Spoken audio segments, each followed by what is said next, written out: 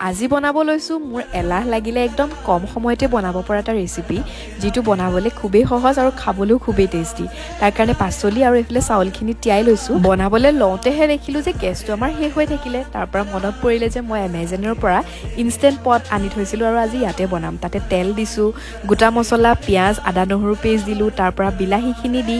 আলু গাজৰ আৰু বিন দিছোঁ আৰু আপুনি বিচাৰিলে মটৰ কেপচিকাম বা বিভিন্ন পাচলি দিব পাৰে তাৰ পৰা এয়া মছলাখিনি দিছোঁ কি মছলা দিছোঁ মই স্ক্ৰীনত লিখি দিছোঁ আপোনালোকে চাই ল'ব গোটেইখিনি ভজাৰ পাছত এতিয়া চাউলখিনি দি পেলাই